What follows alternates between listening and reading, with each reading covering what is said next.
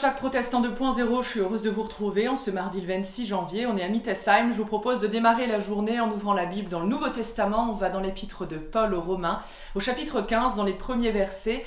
Un passage qui va nous inviter à méditer sur finalement la bonne nouvelle que Dieu nous adresse.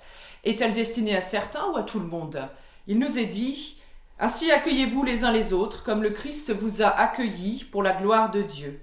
En effet, je vous l'affirme, le Christ est devenu le serviteur des Juifs pour accomplir les promesses que Dieu a faites à leurs ancêtres et montrer ainsi que Dieu est fidèle. Il est venu aussi afin que les non-juifs louent Dieu pour sa bonté, comme le déclare l'Écriture.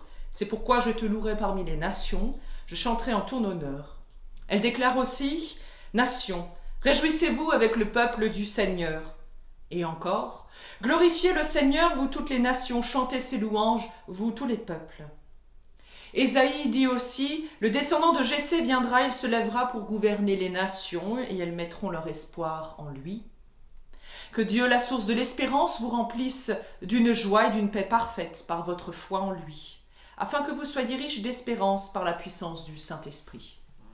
Alors voilà, l'apôtre Paul nous invite clairement à suivre Jésus, à faire œuvre comme il l'a fait, de bonté envers tous ceux qui nous entourent, mais également d'avoir un esprit libre et pour cela, de suivre Jésus en exemple clair, un exemple radical certes, et de nous inspirer aussi, au travers de ce que nous allons trouver dans la Bible, eh bien, la force d'agir avec espérance, car il n'y en a pas qu'un seul qui avait cette espérance, le Fils de Dieu, mais tous ceux qui se mettent à sa suite, nous tous, d'où que nous soyons.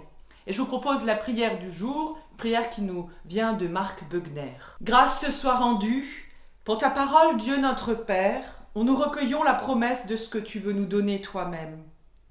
Au milieu de nos vies agitées, troublées, connaissant parfois quelques joies, mais si souvent de grandes épreuves, celles du corps, de l'esprit ou de l'âme, tourmentées par tant de choses diverses. Dans le tumulte du monde qui nous entoure, nous te bénissons, Seigneur, de nous permettre de nous arrêter un instant pour écouter ce que tu as à nous dire. Que la méditation de ta parole mette véritablement dans mon cœur une lumière nouvelle qui éclaire mon chemin et me rende capable d'être dans le monde un meilleur annonciateur de ton amour, par mon service, par mon témoignage et mon propre amour. Qu'il en soit ainsi. Je vous souhaite une super belle journée dans la grâce de notre Seigneur. Je vous donne rendez-vous demain matin pour la prière du petit-déj et on se dit dimanche à 11h en vidéo pour un temps de célébration live. À plus!